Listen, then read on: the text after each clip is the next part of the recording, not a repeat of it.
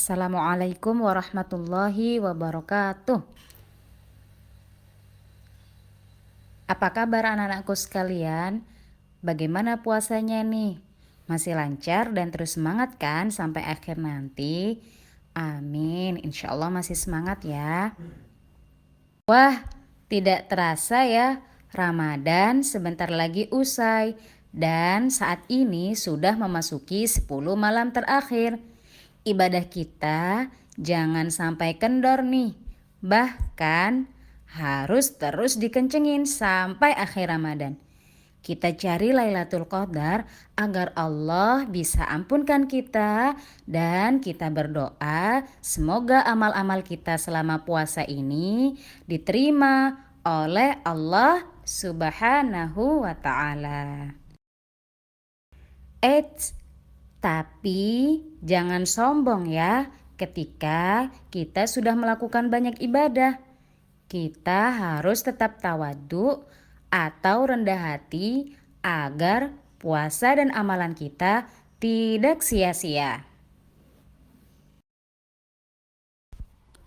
Oh iya, yang tidak kalah penting, jangan sampai kita bermaksiat di bulan Ramadan ya.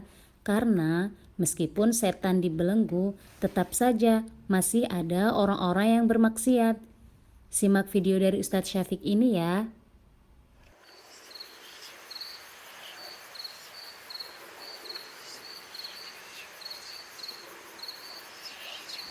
Kenapa di bulan Ramadan orang masih ada berbuat maksiat padahal setan dibelenggu?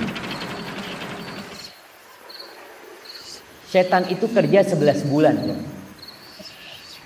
Ketika bulan Ramadan dia diperistirahatkan.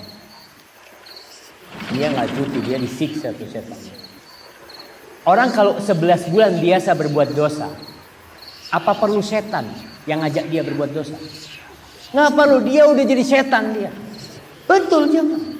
Artinya ada orang, kita anggap gini.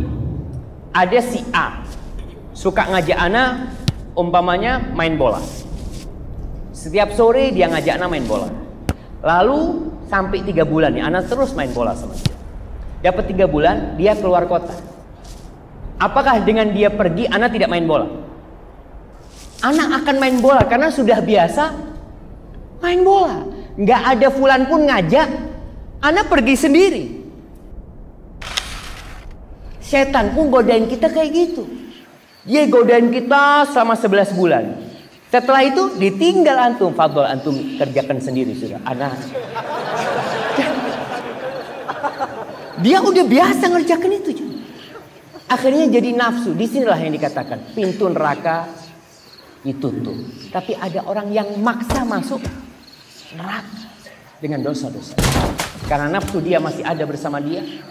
Dan dalam penjelasan para ulama, yang dibelenggu itu bukan semua setan, tapi pentolan-pentolan, bos-bosnya yang dibelenggu. Anak buahnya tetap aja jalan ya jemaah. Hadza wallahu a'lam bissawab.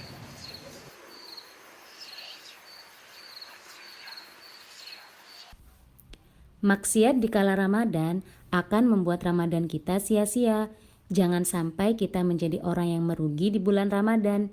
Apalagi sekarang sudah memasuki 10 malam terakhir yang di dalamnya ada malam Lailatul Qadar, yang malamnya itu lebih baik dari 1000 bulan. Nah, anak-anakku sekalian, sudah tahu belum apa itu malam Lailatul Qadar? Siapa yang menyimak video Ubay 2 pekan yang lalu? Di dalam cerita tersebut, Ubay dibangunkan Abi dan Umi untuk sholat Qiyamul Lail di 10 Ramadan terakhir. Berharap Ubay mendapatkan malam Lailatul Qadar. Siapa yang masih ingat?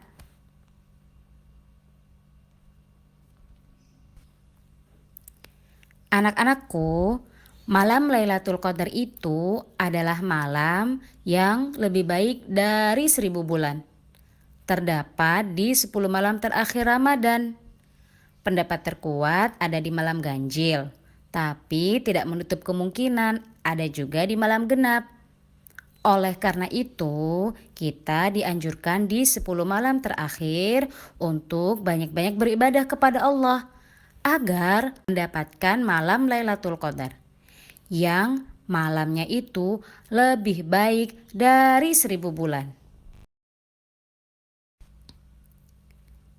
Lalu Ustazah, apa yang harus kita lakukan?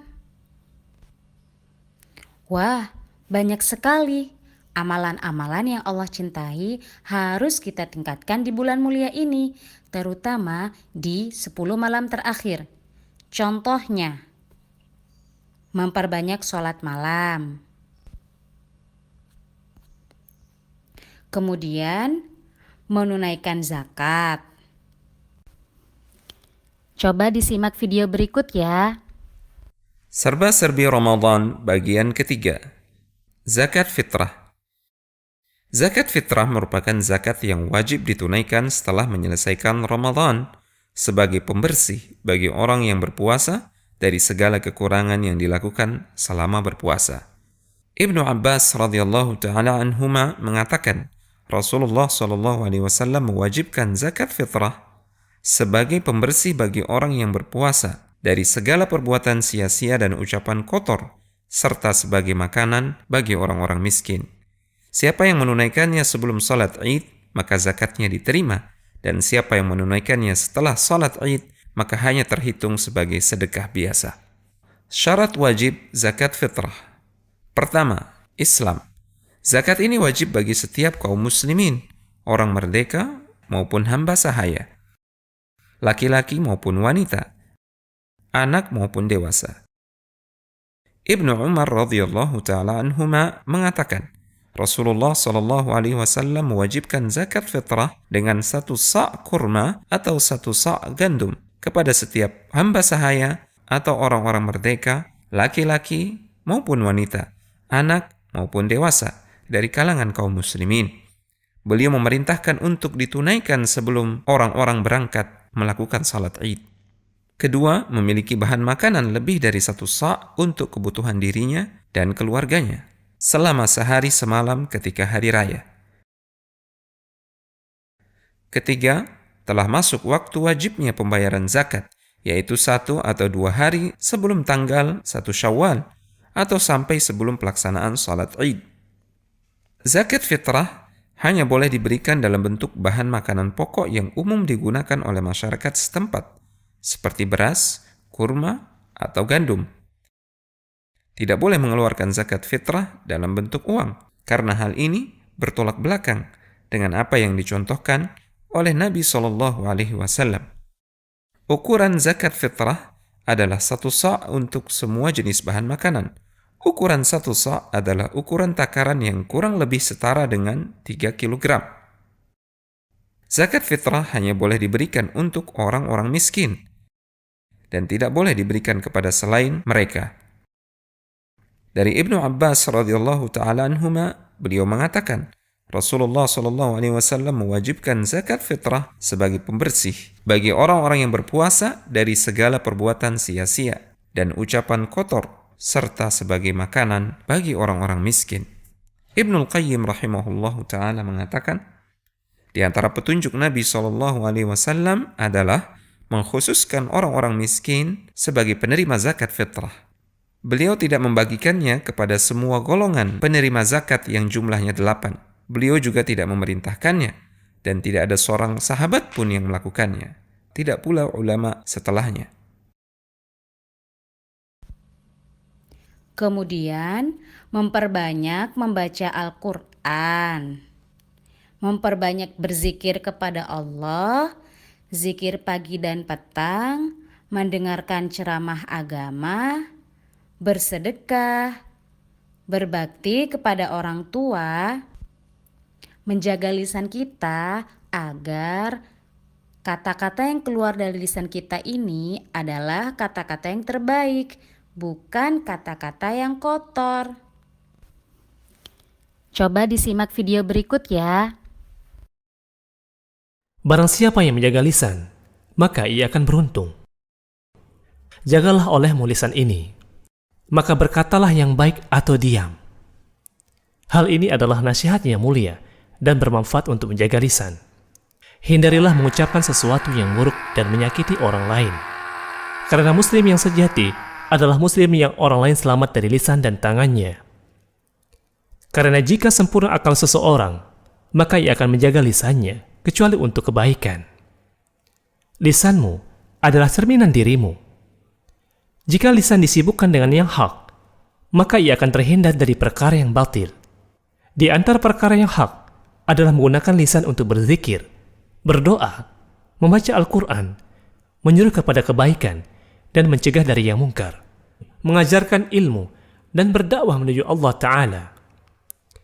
Karena jika tidak, maka lisan akan disibukkan dengan hal yang batil, seperti ghibah, mengadu domba, berkata dusta, berkata yang sia-sia, dan menyebarkan keburukan, serta mengatakan perkataan tentang Allah tanpa dasar ilmu. Dan bagi kedua hal tersebut, akan ada balasannya, berupa kebaikan atau azab. Nabi SAW bersabda, sungguh seorang hamba mengucapkan satu kalimat yang mendatangkan keridhaan Allah, namun dia menganggapnya ringan. Karena sebab perkataan tersebut, Allah meninggikan derajatnya. Dan sungguh seorang hamba mengucapkan satu kalimat yang mendatangkan kemurkaan Allah, namun dia menganggapnya ringan. Dan karena sebab perkataan tersebut, dia dilemparkan ke dalam api neraka. Hadis riwayat Bukhari dan Muslim. Karena semua perkataan yang keluar dari lisan akan diawasi, dicatat, serta nanti akan dibuka pada hari pembalasan. Jika perkataan itu baik, maka akan diberi pahala dan balasan kebaikan. Dan jikalau perkataan itu buruk, maka akan diganjar dosa dan azab. Allah Subhanahu wa Ta'ala berfirman, ما يلفظ من قول إلا لديه رقيب عتيد. maka muslim yang berakal akan sangat berhati-hati dari ketergelinciran lisannya. Karena jika tidak, maka ia akan menjadi penyesalan pada hari kiamat. Dan penyesalan yang paling menyedihkan adalah ketika pahala kebaikan orang tersebut pergi ke timbangan kebaikan orang lain. Nabi SAW bersabda, tahukah kalian siapakah orang yang bangkrut itu? Para sahabat menjawab, orang yang bangkrut di antara kami adalah orang yang tidak mempunyai dirham dan tidak pula memiliki harta kekayaan. Rasulullah SAW pun menjelaskan, sesungguhnya orang yang bangkrut dari kalangan umatku adalah orang yang datang di hari kiamat nanti dengan pahala amalan sholat, puasa, dan zakat, namun ia selalu mencaci maki, menuduh, memakan harta, menumpahkan darah, serta memukul orang lain. Maka diberikanlah bagian dari pahala kebaikannya untuk orang-orang yang ia sakiti tersebut. Apabila pahala kebaikan miliknya telah habis sebelum terpenuhinya pembalasan atas perbuatan zolimnya, diambillah dari dosa-dosa mereka, kemudian dialihkan kepadanya, lantas ia pun dilemparkan ke dalam api neraka. Hadis riwayat Muslim. Setelah itu masih banyak lagi, yaitu meminta maaf apabila kita bersalah. Terus kita jangan banyak menonton TV, jangan banyak tidur, dan masih banyak lagi perbuatan baik yang Allah cintai. Nah, sudah tahu kan apa itu malam Lailatul Qadar? Siap untuk berburu malam Lailatul Qadar malam ini bersama Abi dan Umi? Harus siap ya, dan tetap semangat. Bisa jadi Ramadan ini adalah Ramadan terakhir kita. Oleh karena itu, kita harus beramal sebanyak-banyaknya di bulan mulia ini. Nah, sebelumnya ada doa nih yang bisa kita panjatkan saat malam Lailatul Qadar itu tiba. Coba kita lafalkan dan kita hafalkan yuk. Allahumma innaka afuwun tuhibbul afwa fa'fu anni. Lagi ya. Allahumma innaka afuwun tuhibbul afwa fa'fu anni. Coba bareng-bareng. Allahumma innaka afuwun tuhibbul afwa fa'fu anni. Artinya, ya Allah, Engkau Maha Pemaaf dan Engkau mencintai orang yang meminta maaf. Karenanya, maafkanlah aku. Jangan lupa ya, dihafal dan diamalkan. Para ulama menyimpulkan dari hadis di atas tentang anjuran memperbanyak doa ini. Doa ini begitu komplit dan syarat makna, walau terlihat singkat.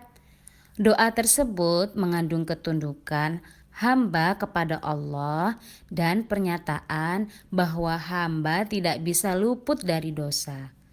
Namun sekali lagi ya, meminta ampunan seperti ini tidaklah terbatas pada bulan Ramadan saja. Kita bisa memohon ampun kepada Allah di bulan-bulan selanjutnya. Anak-anakku sekalian, tadi kita sudah belajar tentang malam Lailatul Qadar ya.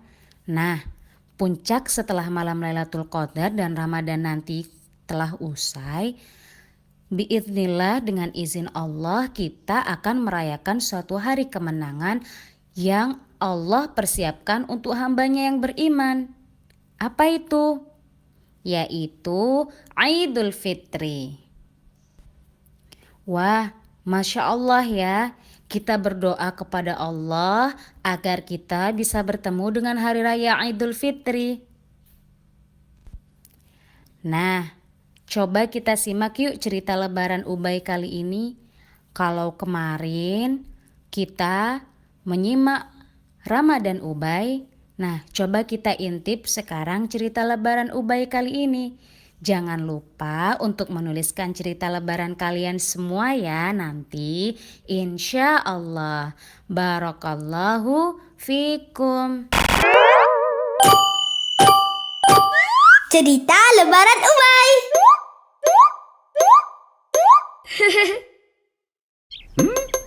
Assalamualaikum teman-teman. Namaku Ubay. Kali ini Ubay mau cerita tentang Lebaran Idul Fitri. Alhamdulillah, rasanya senang banget waktu hari terakhir puasa. Ubay dikasih tahu Umi kalau besok Lebaran. Setelah sholat subuh di masjid, Ubay siap-siap untuk sholat Id di lapangan.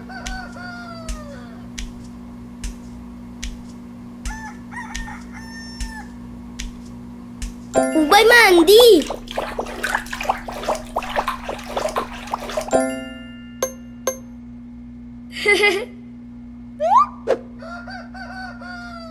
Ubay pakai baju yang bagus dan bersih. Ubay juga pakai parfum biar harum.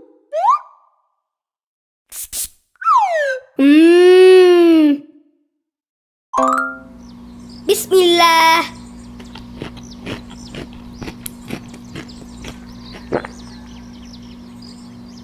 Sebelum berangkat, Ubay disuruh makan dulu sama Umi. Kata Umi, saat Lebaran Idul Fitri, sunnahnya makan dulu sebelum berangkat sholat. Sepanjang jalan ke lapangan, Ubay dengan Abi dan Umi baca takbir. Ubay juga ikut baca, kayak gini nih. Allahu Akbar, Allahu Akbar, Allahu Akbar. La ilaha illallah, Allahu Akbar, Allahu Akbar, walillahil hamd. Rasanya bahagia banget deh. Assalamualaikum warahmatullah. Assalamualaikum warahmatullah.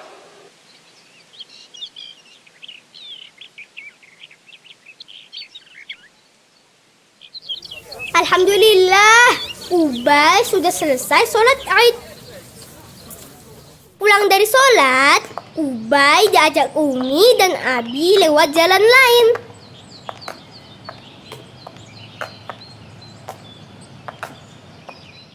Karena hari libur, Ubay jadi bisa bertemu dengan keluarga dan teman-teman. Pokoknya seneng banget ketika lebaran. Alhamdulillah. Mudah-mudahan teman-teman yang lain juga ya.